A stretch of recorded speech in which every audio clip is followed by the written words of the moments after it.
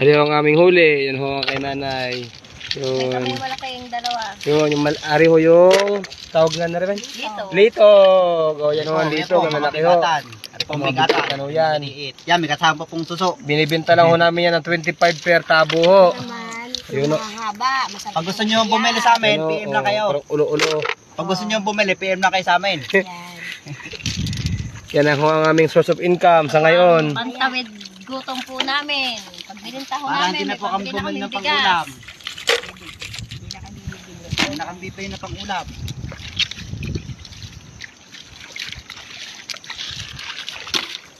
Wala pa po kaming ayuda sa spell. Hindi ho kami nakatikim ng ayun ng oil pero ayos lang ho yun. Dito naman si Lolo Meta.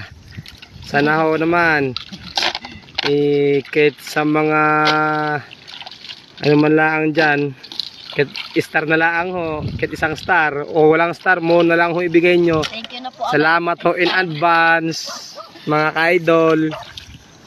Isang star ho ay malaking tulong na ho yun.